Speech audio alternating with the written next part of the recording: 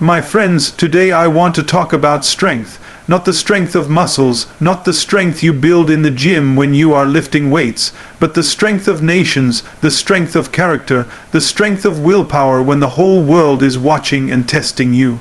Because right now, there is a storm in global politics, and at the center of that storm is India. There is a warning that tariffs could be pushed as high as 50%, and the question that is echoing across the planet is this: why is this happening, and what is the truth behind this warning? When I came to America, I came with nothing but a dream. I didn't speak English well, I had no money, I had no connections.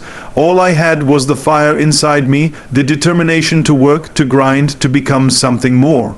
I built myself through discipline, through sacrifice, and through never backing down, and now I see that same spirit inside India. A nation of over 1 billion people, filled with ambition, filled with energy, filled with that hunger to grow, to lead, to be recognized as a force in the world. And because of that hunger, because of that rise, some people feel threatened, some people want to put up walls, some people want to say, you can't grow too fast, you can't challenge the old order, you can't climb higher than we want you to. That is why we see these threats of massive tariffs. Understand something. Tariffs are not just about economics, they are not just about trade, they are about power, they are about who calls the shots, they are about who gets to say, you must follow my rules. And India today is refusing to bow down. That is what this is all about, because when you rise, when you flex your strength, when you show the world that you are no longer just a player but a contender, the old champions in the arena look at you differently. They see you as competition, and competition always makes people nervous. Think about it. In bodybuilding, when I was the young guy coming up, the champions didn't like it. They didn't want a newcomer to take the spotlight. They whispered, they plotted, they tried to intimidate me, but I looked them in the eyes and I said, I'm not here to play second fiddle. I'm here to win. And India today is saying the same thing. We are not here to play the role of a follower. We are here to lead. We are here to shape the future. That is why these threats are being made, because the rise of India is shaking the old balance. Now let's talk about that number. 50%. Why 50? Because it is not just a policy, it is a symbol. It is meant to shock. It is meant to intimidate. It is meant to make people in India question themselves, to make business leaders nervous, to make ordinary people wonder if they can still dream of prosperity. But you and I both know that intimidation only works on the weak. It does not work on the strong, and India is not weak. India has built one of the fastest growing economies on earth. India has built a technological powerhouse. India has built industries that no one can ignore. This is not the India of yesterday, this is the India of today and tomorrow. The truth behind this warning is simple. It is fear, fear of losing control, fear of losing dominance, fear of a future where the old superpowers are no longer the only ones writing the rules. The world is moving toward multipolarity, the world is moving toward balance, and balance scares those who grew up believing they were the only champions in the arena. They don't want competition, but competition is here. They don't want to share the spotlight, but the spotlight is already shifting. And they don't want to accept that India is no longer just the student. It is becoming the master. My friends, let me tell you something. Threats can be powerful, but only if you allow them to control your mind. In the gym, when you are lifting heavy weights, your muscles scream, your body says, stop, this is too much. But your mind says, no, I can do more, I will not give up. That is how champions are made. And that is how nations rise. Right now, India is under pressure, but pressure creates diamonds. This is the test. This is the moment where India must say, you can threaten us, you can put tariffs, you can try to slow us down, but we will not stop. We will not break, we will not kneel. And let me be clear, this is not just about trade goods crossing borders. This is about the very definition of independence. For too long, the global order has worked like a one-way street. Some countries make the rules, others follow them. But India is saying, no more, we are not here to just follow. We are here to lead, we are here to shape, we are here to build a world that is fair. And fairness is what terrifies those who are used to having all the advantages. Remember when I was young, I looked around and saw everyone in Austria living with small dreams, small hopes. People said, "Don't aim too high, Arnold. Don't dream of America. Don't dream of being a champion." But I said no. I said, I will not let the limitations of others become the ceiling of my life. And India today is saying the same thing. We will not let the tariffs, the threats, the warnings become the ceiling of our destiny. We will break through. And now I want you to visualize something. Imagine the world as a giant stage. For decades, there were just a few actors in the spotlight. They performed, they made the rules, they decided the story, and everyone else was in the background, waiting for their turn. But now India is stepping forward, and the spotlight is moving, the stage is expanding, the story is changing, and the old actors are nervous because they realize they are no longer the only stars of the show. That is why these warnings are being made. It is an attempt to push India back into the shadows, but India will not go back. The genie is out of the bottle, the fire is burning too strong. The truth is, no tariff can stop ambition. No threat can kill determination. No barrier can hold back 1 billion people who are hungry for progress. You cannot threaten a nation that has tasted confidence, that has tasted strength, that has tasted what it feels like to rise. And the rise of India is not just about economics.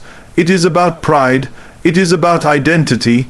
It is about a people saying, we are not just participants in the world, we are leaders of the world. This is the moment. This is the test, and I tell you, as someone who has lived his entire life by the principle of never backing down, that India will not back down. Threats will come, challenges will rise, obstacles will appear. But every obstacle is an opportunity. Every challenge is a chance to grow stronger. Every threat is a chance to prove your resilience. Let me give you an example from my own life. When I wanted to move into Hollywood, they said, "Arnold, you will never succeed. Your accent is too strong, your body is too big, your name is too strange." They laughed at me, but I told them I'll be back. And I came back again and again until I became one of the biggest stars in the world. That is what India is doing today. People may laugh, people may threaten, people may try to block the way, but India keeps coming back. Stronger, louder, bolder, and eventually, even the critics will have no choice but to respect it.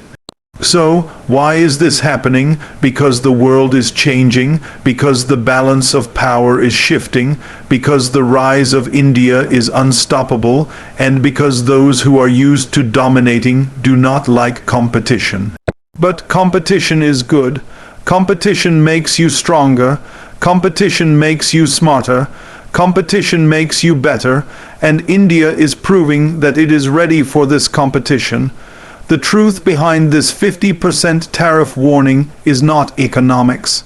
It is psychology. It is the psychology of fear. It is the psychology of control. It is the psychology of trying to remind India, you are still smaller, you are still dependent, but the truth is the opposite. India is independent, India is rising, India is no longer small, and India will prove it with action, not just words. And I will say this one last thing. Greatness is never given, it is taken, it is earned.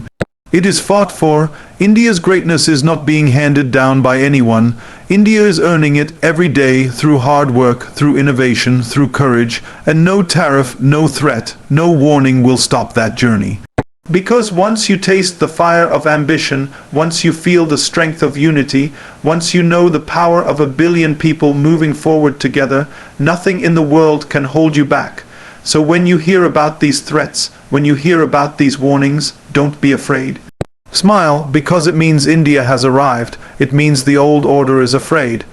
It means the future is changing, and the future belongs to those who refuse to be intimidated, those who refuse to kneel, those who refuse to stop.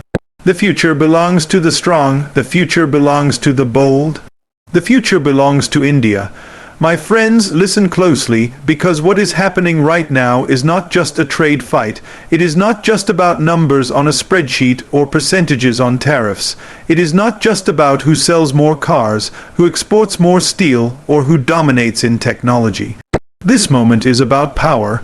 This moment is about the balance of the entire world shifting before our eyes. This confrontation, this clash, this struggle, It marks the beginning of something that historians will look back on and say, yes, that was the turning point. That was the moment when the world stopped being dominated by just one center of power and started becoming truly multipolar. For decades, the world has operated under the weight of a single system, where the rules were written by a handful of nations, enforced by their financial power, their military strength, and their ability to dictate terms to everyone else. But now, the rise of India, the rise of new economic forces, the rise of new voices, is breaking that monopoly. And the resistance, the tariffs, the threats, they are not random. They are the last line of defense of a world order that knows its dominance is slipping. When I was young, I used to watch the old champions in bodybuilding try to keep the stage for themselves. They didn't like when the young athletes came up, strong, ambitious, hungry. They used intimidation, they used politics, they used every trick to stop the new blood from taking over. But the truth is, you cannot stop the tide, you cannot stop hunger, you cannot stop ambition, and right now, India is the young champion in the global arena. It is coming up with strength, it is flexing its muscles, it is showing the world that it will no longer stay in the shadows. And the confrontation you see with threats of tariffs is the same story. It is the old guard trying to hold back the new. But history tells us something very clear. The new always rises. The future always belongs to the hungry. The beauty of this confrontation is that it is not just about India and one other country, it is bigger. It is about the world itself deciding it no longer wants to be ruled by a single pole of power. For too long, decisions made in one capital city would ripple across the globe, shaping economies, shaping politics, shaping the lives of billions without their consent. That time is ending. We are entering a world where power is shared, where influence is distributed, where the voices of Asia, Africa, Latin America, and beyond are not just heard but respected. And India's refusal to bend to tariff threats is the spark that ignites this new fire. You have to understand something. Multipolarity is not just a slogan. It is the natural evolution of humanity. When you train your body, you cannot just train one muscle. If you only train your right arm, it becomes huge, but the rest of your body is weak, unbalanced. That is not real strength. Real strength is balance. Real strength is when every muscle grows, when every part of your body contributes. The world is the same way. A unipolar world is like a body with one muscle overdeveloped and everything else neglected. It is unstable, it is unsustainable, it is ugly, but a multipolar world is like a balanced body, strong, powerful, flexible, unstoppable. That is where we are going, whether the old champions like it or not. The tariff confrontation is a test, but it is also an announcement. It is the announcement that India is not just another country in the global system, it is a pole of power, it is a player that cannot be pushed around. It is a force that will stand its ground and say, we will not be intimidated, we will not be silenced, we will not be reduced to a junior partner in someone else's story. That courage, that determination is what creates multipolarity. Because it shows others, nations in Africa, in South America, in Southeast Asia, that they too can stand, they too can resist, they too can demand fairness. I remember when I trained for Mr. Olympia, people said it was impossible for a kid from Austria to dominate the bodybuilding stage. They said the Americans would always dominate, they said the tradition was too strong, but I looked at them and said, no, the stage belongs to anyone who works the hardest, who trains the hardest, who wants it the most, and then I took the stage, and the crowd saw something new. That is what India is doing today. It is stepping onto the global stage with muscles that cannot be ignored, and this confrontation with tariffs is the moment where the world sees the new contender and realizes the stage is no longer owned by just one. Multipolarity is not easy. It comes with friction, it comes with resistance, it comes with conflict, but conflict is necessary for growth. When you lift weights, the muscle fibers break down under stress, under confrontation with resistance. But after that breakdown, the body rebuilds, stronger, bigger, more resilient. The confrontation over tariffs is exactly that resistance. It is painful, it is loud, it is dramatic. But when it passes, the world will be rebuilt stronger, fairer, more balanced. Look at history. Every great shift in the global order has come through confrontation. When Europe once ruled the world, confrontation created the rise of America. When America dominated unchallenged, confrontation is now creating the rise of new powers. This is how evolution works. Nothing stays on top forever. The game of history has only one constant, change, and right now, change is being accelerated by this confrontation. But why multipolarity? Why not let one country dominate forever? Because domination breeds arrogance. Domination breeds injustice. Domination breeds the idea that some lives matter more than others, that some voices matter more than others, that some nations deserve to lead while others must only follow. That is not balance, that is not justice, that is not sustainable. Multipolarity means no single nation can dictate to the rest. Multipolarity means cooperation, competition, and respect. Multipolarity means the future belongs not to one, but to many. This is why the confrontation over tariffs is so important. It is not just a fight over goods, it is a fight over the philosophy of the world order. One side says, we make the rules, you follow. The other side says, no, we also make rules, we also lead, we also shape the future. That is the clash, and from that clash a new balance emerges. India's role in this is historic. It is not just fighting for itself. It is fighting for the principle that no nation should be bullied into submission. It is fighting for the principle that growth and ambition cannot be punished with intimidation. It is fighting for the principle that the world is not a pyramid with one at the top and everyone else at the bottom, but a circle where every voice counts. And the more India stands its ground, the more it inspires others to do the same. Think about the symbolism. A nation once dismissed as too poor, too chaotic, too dependent, is now being threatened with tariffs precisely because it has become too powerful, too ambitious, too independent. That is the irony. Threats are the proof of success. Nobody threatens the weak, they only threaten the strong. And so, every warning, every tariff, every attempt to intimidate India is in fact the ultimate recognition of its power. And that is why this confrontation is not an end, but a beginning.